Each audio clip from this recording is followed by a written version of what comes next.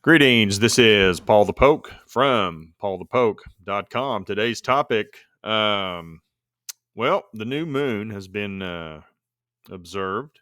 The new month, the new year, civil year has been proclaimed as far as looking at it from the standpoint of two witnesses and confirming that it is a new month.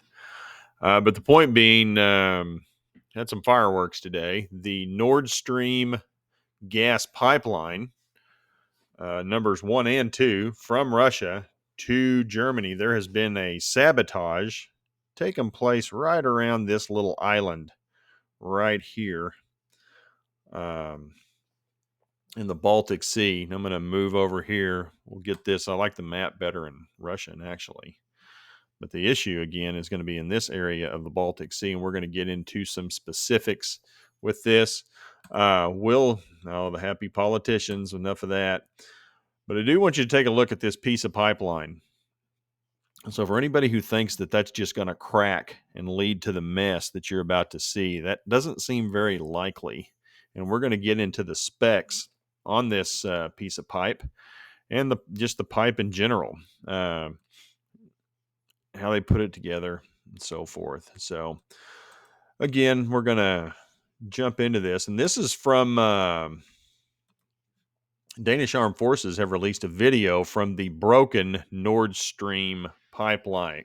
Pipeline looks like a major leak.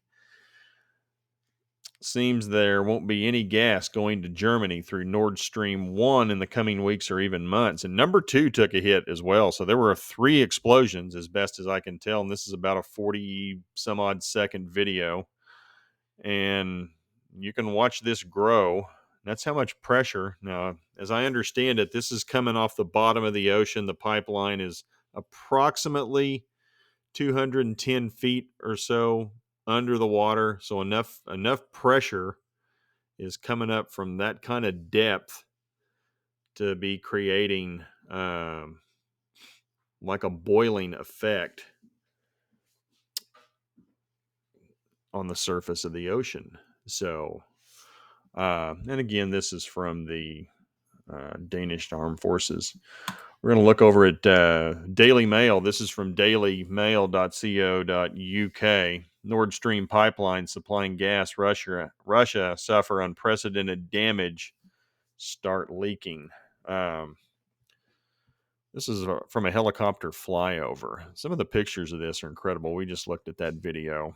The bottom line, everybody's pointing fingers at everybody else. Now, the West is saying Putin's doing this as a false flag. He's probably the one that blew it up. Russia's blaming Ukraine. Ukraine's blaming Russia.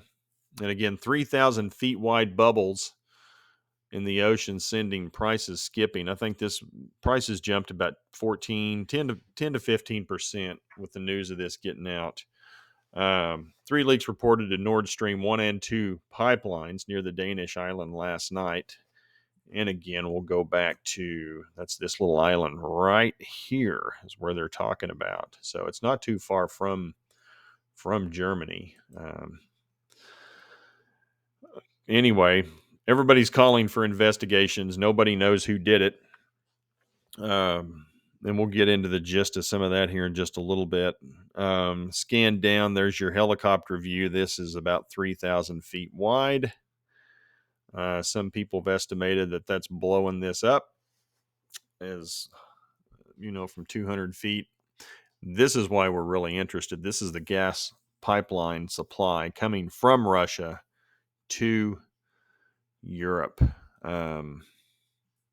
And here's the Nord Stream, and this is the Baltic Sea where this is taking place. So, bit by bit, and this is the main gas line from Russia to Germany to Europe. And they're already concerned, and I've heard initial reports that, what used to cost, say, $100 to heat your home for a month, maybe go as high as 800, if not higher in some cases. Going to be a pretty significant gas crunch. This is from a satellite image.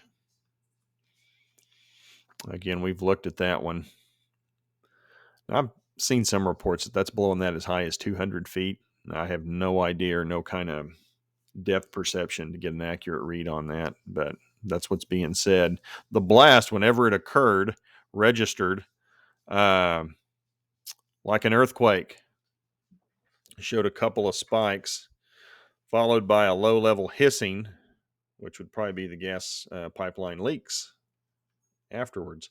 Specifically, you can get another a look at this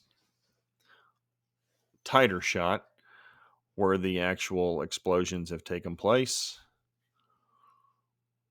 Give you a lay of the land. Again, the Baltic Sea. Denmark is in control of this little island. Here we are in Germany where the pipeline terminates from Russia. Okay. That's a repeat from the other, but that pretty much covers from the Daily Mail. If you want to get into details of this, all links will be provided. So for people who want to take a look at this, we're going to get into some tweets. And this is from Shuffle Intelligence. We'll create a Nordstream thread here to collate all my thoughts. Now, this is a guy who works in the subsea oil and gas industry. However, he says he never directly worked with Nordstream. So, just some of his thoughts. 3 independent accidents. The likelihood of this being an accident, 3 of them, 0%.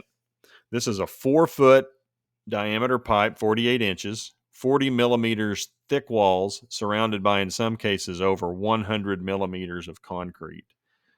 So any cracks would have been detected in advance.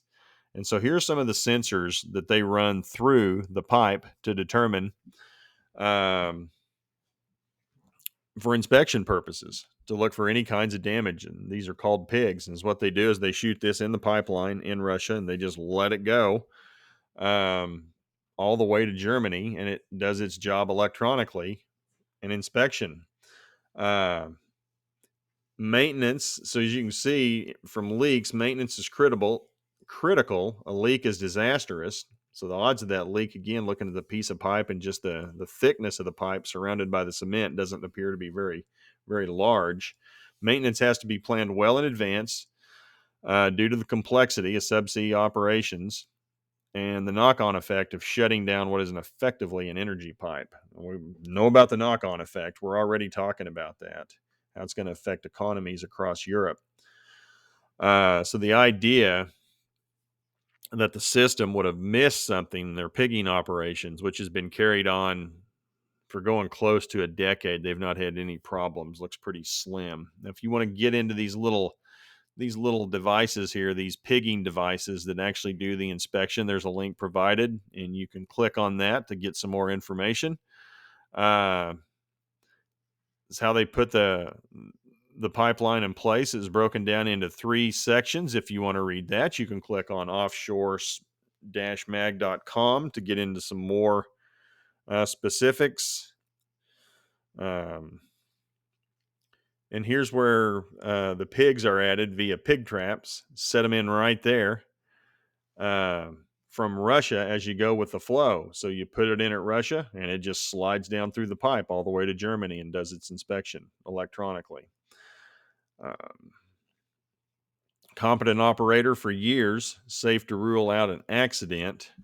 So it's either incompetency by the employees, which is close to 0 chance because this has been going on for a decade, no problems, or sabotage. That's the only 2 conclusions this guy has. And he works in the industry. Quite extraordinary that we live in an era where a state, now he thinks it's a state that did this, which I find kind of fascinating. He doesn't think it's any kind of rogue operator. Sabotage the 2 main gas lines from Russia to Europe. Exactly how it was done is unknown at the minute, and there are others more qualified to talk about subsea demolition ops. We're going to get into that as well. Got some more folks who specialize in that area. Damage, based on initial reports, is significant, and a large amount of gas is going into the sea. Presents a major challenge. Gas in the water reduces buoyancy, making it dangerous for vessels.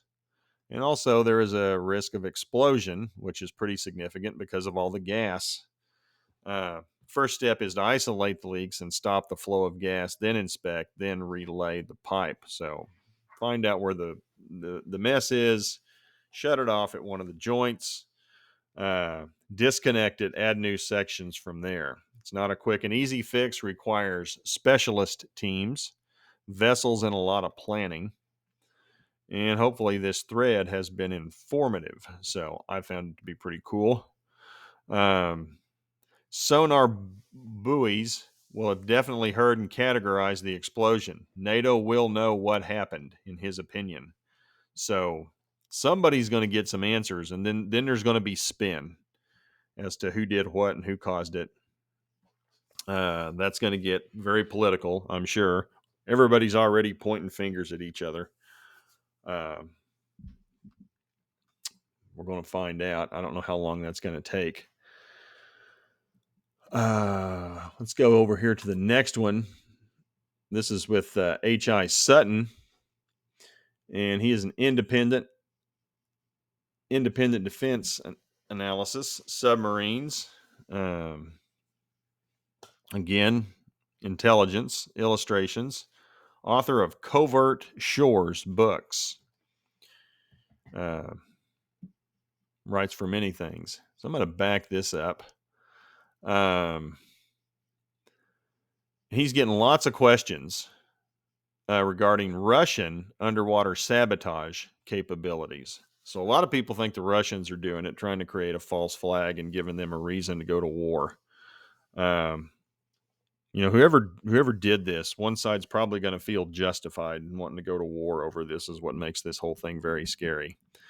And then if it's determined that, if Russia were to determine,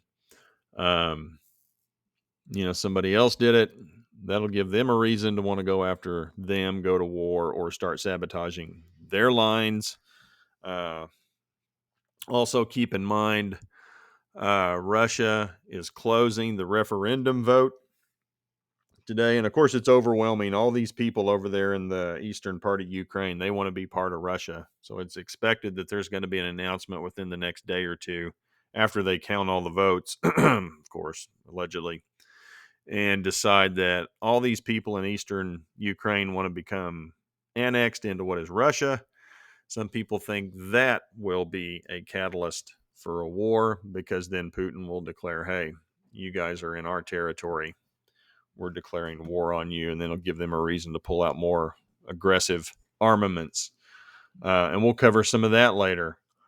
But anyhow, circumstances. The leak is near the Danish island of Bornholm.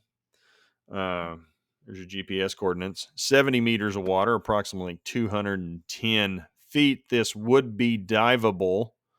Two things that make it suspicious: just over 12 nautical miles from the island in international waters. Okay.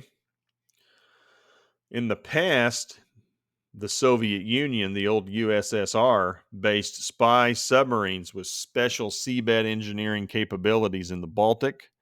These are implicated in some of the famous Swedish incursions of the late Cold War. You can see this link if you want to get into those specifics. Forces no longer used in the Baltic, according to Sutton. I don't know what, I guess it's Russian Navy GUGI submarine operations on undersea cables. Today, the Russian Navy has the largest fleet of spy submarines in the world. They are based in the Arctic. They would be capable of damaging a pipe in the Baltic. However, it seems improbable.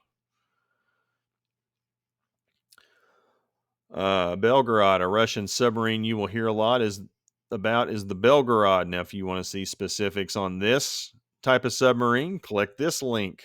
The submarine is not to blame. Many reasons. Right now, she is understood to be operating in the White Sea, which I believe is north of Russia. Apologize for any geographical errors there. People will also point to the Russian Spetsnaz divers. These are special services, equivalent to, I'd probably have Finn Navy SEALs, but they're Russia's version. Let's just say that. Not out of the question, but much of the info out there is out of date. Piranha midget submarines are long since scrapped, and some other Triton 1M-2 are vintage and unlikely to be in service. Russia does, however, have autonomous underwater vehicles. New center for their development is in St. Petersburg, not too far from here. Some of these might be suitable, but they would need a host ship of some sort. Relevant Russian capabilities are things like divers and underwater drones, not fancy nuclear submarines. Not pointing, this is a very good point. He's not pointing to any culprit, merely responding to the types of questions he's getting. He's not suggesting Russia did it. Nobody knows who did it right now. And to all kinds of speculation, I'm not even going to go there. But there's a little feel for some of the stuff that's out there from sources that I've followed and found to be very credible in the past. Take it or leave it. And then we had this. This is the first thing I thought of when I saw this first thing this morning. My man, President Biden. This was back in February before Russia invaded the Ukraine. And I'll provide a link for this as well. President Biden, if Russia invades, then there will be no longer a Nordstream 2. We will bring an end to it. Well, how will you do that exactly, since the project is in Germany's control? Biden says, I promise you we will be able to do that. And little wry smile there from Joe. Feels pretty confident about that. And that was back in, I think, February. And again, if you click on this, you can hear him. He doesn't stammer around or make any mistakes with this message. He got that out nice and clean. And then also, this is from Victoria Newland. She's at the State Department. If Russia invades Ukraine one way or another, Nord Stream 2 will not move forward. And so it's a brief statement. I can't believe she said that today. I mean, that's kind of like almost after the fact. That's got to be a typo of some sort, or somebody put that out there today, probably remembering when she said it. I want to say she said that in March, but I'm not sure about that as well. But she's on the record saying the same thing that President Biden said. Nord Stream 2 will not be functional, will not move forward. So, the U.S. government's made that pretty clear from, 5-6 months ago. So, it'd be crazy for the United States to do that. That makes no sense whatsoever. I mean, that would do nothing but harm U.S.-European relationships. And so the one question, I hear all these arguments and people saying Russia did it. Well, to me, that one of two things. One, I don't see why Russia would want to do it, because as long as that pipeline's intact, they would have the ability to turn it on and turn it off and pretty much jack with Europe and keep leverage over them. But with this happening, I mean, that choice is gone. So they lost a lot of ability to, have some psychological leverage and keep a variable in play for them. Now, don't feel too bad for Russia. Somebody's going to buy their gas. I mean, India's going to buy their gas. China's going to buy their gas. Instead of a lot of their gas going west, it's going to go east. They're going to have a buyer, and they're going to have buyers who pay for it in rubles or yuan or whatever. Whatever the BRICS are doing with their basket of currency. They've all agreed to use each other's currencies. So Russia's going to have somebody purchase their gas. That's not going to be a problem. But economically, who really stands to benefit from this accident? And by no means am I suggesting that they had a part in doing it. That's not the point of this. But we know what Ezekiel 38:39 says, is that Russia and friends will come to Israel and want to invade over economic purposes. Well, I'll tell you what, with this event, Israel is now a very viable producer of natural gas to Europe. And I suspect, the way it stands right now, Israel ships their natural gas by pipeline to Egypt, to an LNG. They liquefy it in Egypt and then ship it over vessels to across the Mediterranean to Italy and to Western Europe. So there will be more gas flowing from Israel to Egypt, and eventually they want to put together their own pipeline. I think it's the MedX, but that's been shot down. So we'll see what happens with that.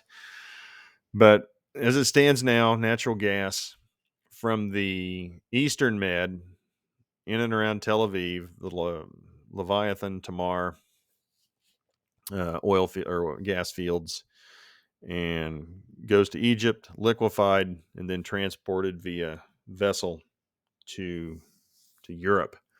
They're going to benefit, and that's ultimately, and we keep talking about, is this the hook? Is this the hook that's going to set in the jaw of Gog of Magog? I don't know, but you can sure see some things falling into place as to how that could be a factor, because this is going to cut into Russia's pocketbook as far as gas sales to Europe, Western Europe. Now they want the political leverage right now, which they have it, but you can see the pieces of this falling into place for Ezekiel 38 and 39. Now, meanwhile, all these troops being called up to go to Russia, this is not playing out real well in Russia. And so this is a tweet. This is fascinating from this guy's name's Real Subtitles. We do our part one meme at a time. Solovyov gets drafted and goes crazy. Well, pardon my Russian, but Solovyov is the guy hosting the show. It's clearly his show. And they got a little round table. They're having a discussion here. And the host of the show, Solovyov, goes Ron Burgundy on this scenario.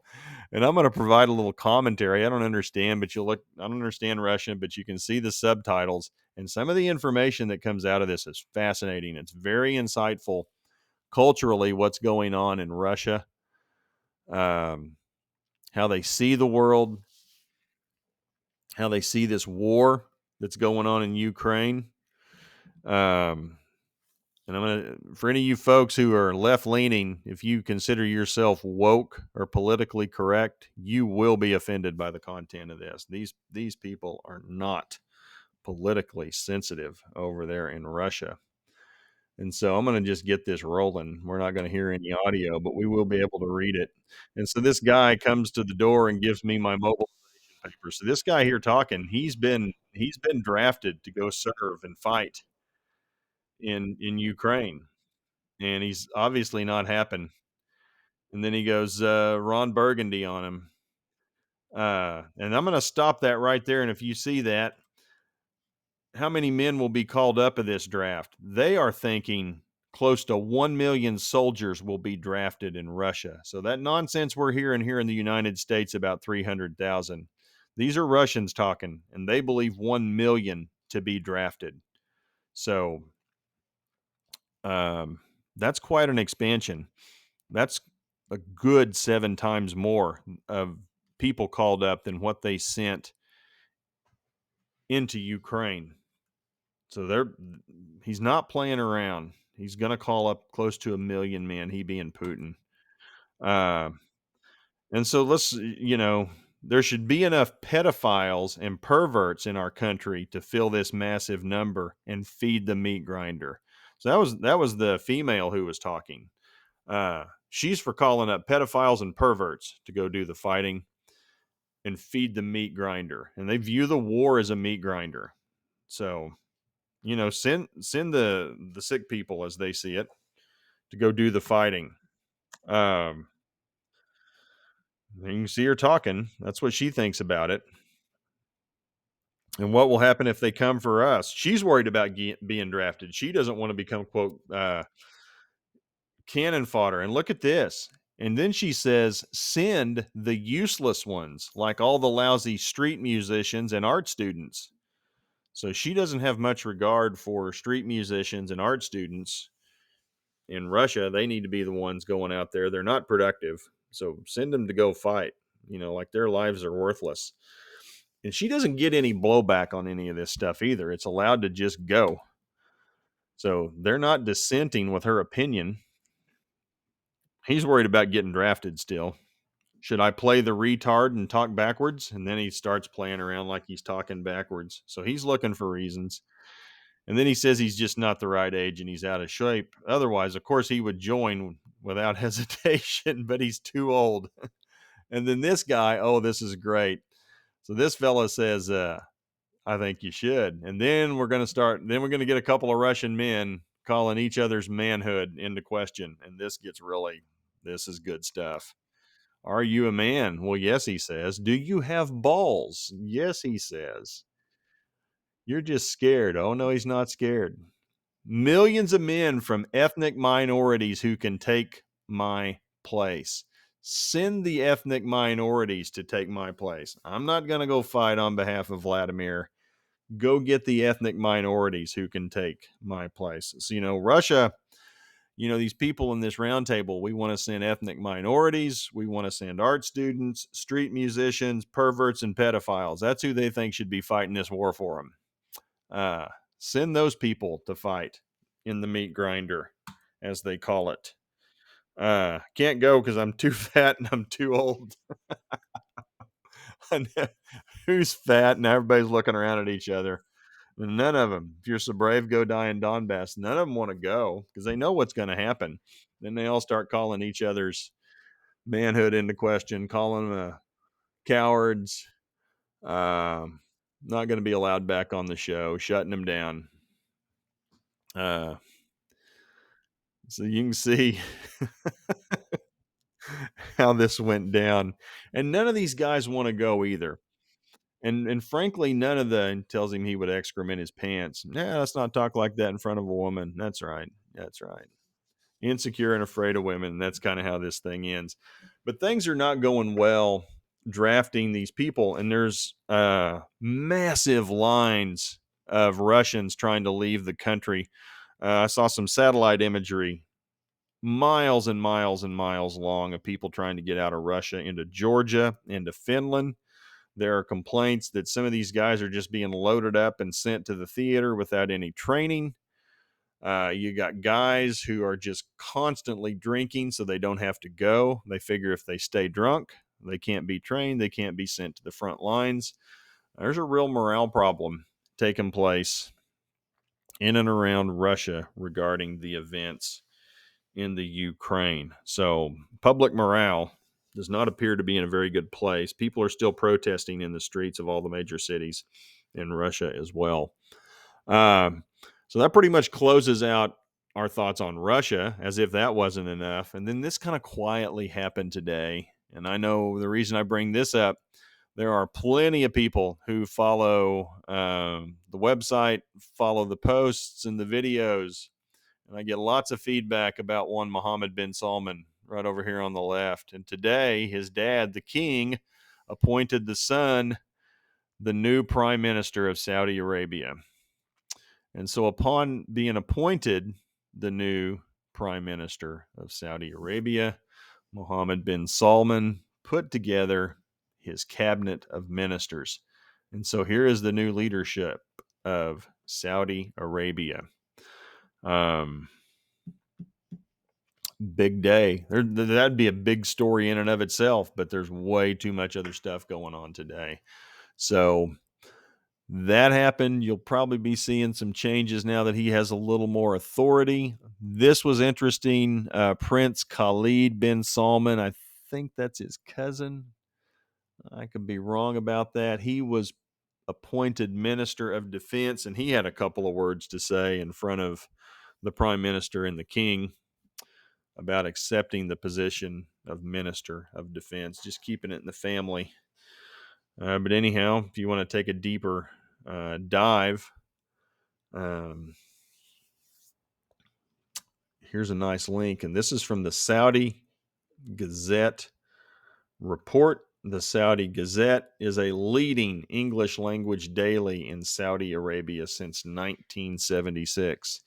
So this is the English version of what they want us to hear. Take that with a grain of salt.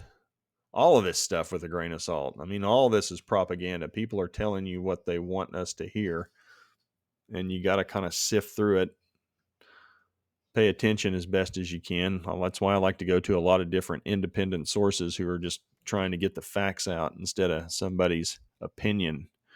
And then we'll close. Lastly, this bad boy is expected to make landfall tomorrow. It looks like about 2 o'clock.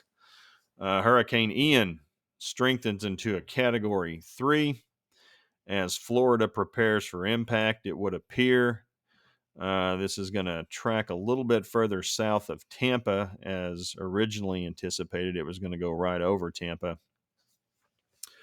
but may strengthen into a Category 4 prior to landfall, then weaken to a Category 1 as it goes over the state of Florida.